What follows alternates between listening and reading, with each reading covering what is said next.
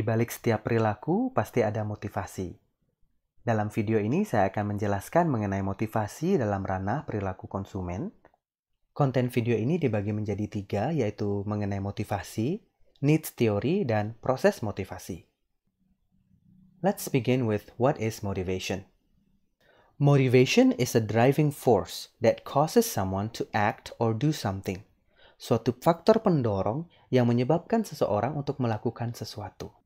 Dalam perilaku konsumen, motivasi adalah driving force di balik setiap keputusan untuk pembelian saat konsumen secara aktif mencari sesuatu untuk memenuhi kebutuhan dan keinginannya untuk memuaskan kebutuhan dan keinginan tersebut. Dalam perilaku konsumen ada 2 orientasi, yaitu orientasi untuk mencapai equilibrium dan orientasi untuk perbaikan atau improvement. Dalam orientasi untuk mencapai equilibrium, konsumen berusaha untuk kembali ke status quo. Misalnya, ketika kita memakai suatu produk perawatan tubuh dan kita sudah cocok dengan shampoo atau sabun tersebut, dan produknya sedang habis, cara kita mencapai equilibrium adalah dengan cara membeli, merestocking produk yang sama. Sedangkan improvement ini dalam arti ketika misalnya kita punya suatu HP yang sudah mulai lemot, kita ingin memperbaiki, yaitu membeli produk baru yang lebih baik daripada sebelumnya. Atau ada peningkatan dari segi RAM, layar, kamera, kapasitas penyimpanan, dan lain sebagainya. Terkait kebutuhan dan keinginan dari konsumen, pertama perlu dipahami dulu apa beda antara kebutuhan dengan keinginan. Kebutuhan adalah sesuatu yang essential, yaitu sesuatu yang benar-benar penting untuk kita dapat menjalani kehidupan kita. Sedangkan wants adalah sesuatu yang desirable, sesuatu yang kita inginkan karena hasrat manusia adalah ingin sesuatu yang baik dan indah. Sebagai contoh, salah satu kebutuhan esensial manusia adalah kebutuhan untuk berkomunikasi dengan satu sama lain. Sedangkan wants kita adalah smartphone yang tercanggih, atau perangkat-perangkat yang bisa memudahkan kita berkomunikasi dengan orang-orang tercinta kita walaupun jarak jauh. Bercermin dari ilmu ekonomi, karena terbatasnya sumber daya yang setiap kita miliki, maka kita harus mengalokasikan dan memprioritaskan apa kebutuhan dan keinginan kita. Ini disebut dengan the Moscow Prioritization Method, M, S, C, dan W. Apakah itu? M adalah must have. Ini adalah kebutuhan-kebutuhan yang non-negotiable, artinya dia tidak dapat ditawar. Misalnya ketika kita lapar dan dahaga, kita butuh nutrisi, dan tubuh kita seringkali memberikan sinyal bahwa ia butuh makan dan minum. S adalah sesuatu yang kita should have. Ini adalah hal-hal yang menambah nilai atau adding value, tapi tidak begitu vital dalam hidup kita. Sementara itu C adalah could have, yaitu hal-hal yang ketika kita bisa penuhi, itu bagus, tapi dampaknya cukup kecil. Jadi tidak begitu esensial sekali. Ini sudah mulai naik kepada wants. Dan W adalah won't have, yaitu sesuatu yang tidak menjadi prioritas dalam waktu yang spesifik. Contohnya, bagi beberapa orang, kopi atau kebutuhan akan zat kafein adalah must have. Seolah tanpa kopi atau kafein mereka tidak bisa produktif. Sementara bagi beberapa orang lain ini merupakan should have. Oke, kalau ada kopi itu bagus, tapi kalau tidak ada kopi di sore hari misalnya, itu tidak apa-apa, karena bagi mereka hal itu tidak vital. Bagi beberapa orang, kopi bisa saja menjadi could have. Ini baik kalau mereka minum, kalau mereka nikmati, tapi dampaknya sangat kecil sekali. Sedangkan bagi orang lainnya, kopi merupakan won't have, bukan merupakan prioritas. Mungkin karena mereka sedang diet tertentu, atau mereka memiliki penyakit tertentu, atau karena mereka tidak cocok dengan kafein. Kita juga bisa meletakkan need dan want kita dalam sebuah matriks seperti ini. Ketika suatu produk tingkat need dan want-nya sama-sama rendah, lebih baik kita hindari. Sedangkan ketika need dan want-nya sama-sama tinggi, kejarlah itu. Karena ini merupakan sesuatu yang kita butuhkan sekaligus sesuatu yang kita inginkan. Nah, bagaimana ketika sesuatu itu kita inginkan, tapi tidak begitu kita butuhkan?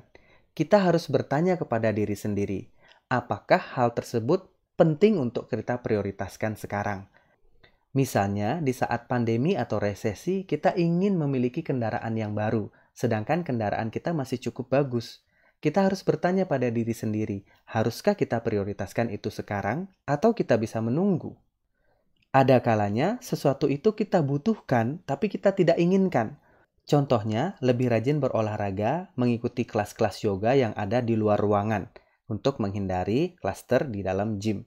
Dalam hal ini, kita harus bertanya kepada diri sendiri, apakah kita sudah benar-benar merekognisi apa sebenarnya yang menjadi kebutuhan kita yang tinggi. Sebagai konsumen, kita harus berusaha untuk memotivasi diri, bagaimanapun caranya, untuk merekognisi bahwa kebutuhan itu harus menjadi prioritas, karena kita sangat butuh, walaupun kita tidak ingin untuk melakukannya. Ada dua jenis kebutuhan. Yang pertama adalah kebutuhan naluriah atau innate. Ini merupakan kebutuhan-kebutuhan dasar seperti kebutuhan untuk makan, minum, kebutuhan seksual untuk orang dewasa, kebutuhan untuk istirahat. Ini instinktif, berasal dari human nature kita. Sedangkan kebutuhan-kebutuhan yang lainnya adalah kebutuhan yang acquired, artinya kita pelajari. Kebutuhan akan hal-hal sekunder ini tidak kita bawa dari lahir, tapi merupakan sesuatu yang kita pelajari yang datangnya dari eksternal dan kadang-kadang bisa culture spesifik. Apa yang dianggap bagus, mewah, dan wow di suatu culture bisa dianggap tidak di culture yang lain. Ada banyak dan beragam teori-teori motivasi dan kebutuhan. Dua yang saya bahas dalam video ini adalah Maslow's Hierarchy of Needs dan McClelland's Three Needs Theory.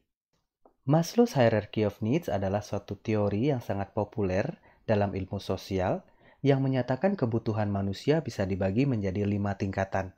Dimulai dari tingkatan yang paling bawah yaitu kebutuhan fisiologis.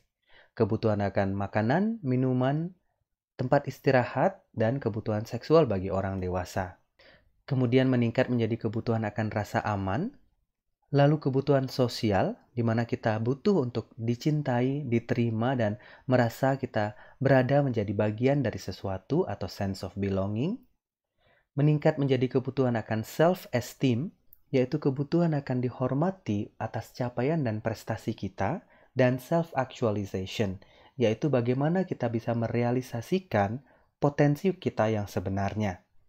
Teori ini menyatakan bahwa kebutuhan manusia harus dipenuhi dari bagian bawah piramidanya dulu, baru naik secara hierarkis. Kadangkala dalam dunia pemasaran kita dapat melihat bahwa satu produk yang memenuhi tingkat kebutuhan paling bawah, misalnya adalah makanan, dipasarkan dalam tingkatan yang lebih tinggi, yaitu tingkatan sosial misalnya. Seringkali kita dapat melihat contoh di mana restoran yang sebenarnya memenuhi kebutuhan mendasar, yaitu kebutuhan akan rasa lapar, tapi mereka menjual kebutuhan sosial. Tempat mereka sebagai tempat untuk hangout, bercengkrama bersama keluarga, untuk socializing, dan lain sebagainya. Contoh lain adalah sebuah hotel bintang 5 yang sebenarnya memenuhi kebutuhan mendasar, yaitu kebutuhan akan tempat tinggal untuk sementara waktu, dan kebutuhan akan tempat yang aman. Namun, mereka bisa menjual dengan jenjang yang lebih tinggi, yaitu hotel ini sebagai tempat untuk bersosialisasi dengan adanya open areas atau public areas seperti swimming pool, restaurants, bar, dan lain sebagainya. Dan tentunya ada suatu self-esteem, yaitu suatu kebanggaan bahwa kita bisa tinggal di sana dan kita merasa eksklusif. Sementara itu, McClelland's Three Needs Theory menyatakan bahwa motivasi manusia pada dasarnya berasal dari gabungan antara 3 kebutuhan mendasar, yaitu kebutuhan akan power, di mana kita ingin mengkontrol environment kita, kebutuhan berprestasi atau achievement, di mana kita memiliki keinginan untuk meraih sesuatu, untuk bisa mendapatkan kebanggaan dan bisa menjadi unik, serta need for affiliation, kebutuhan kita akan pertemanan, dapat diterima, dan sense of belonging. Masing-masing kita memiliki ini dalam kadar yang berbeda-beda. Disinilah ada perbedaan antar individu dan juga ada perbedaan antar budaya. Misalnya, di negara-negara barat seperti di Amerika Serikat, need for power cenderung tinggi.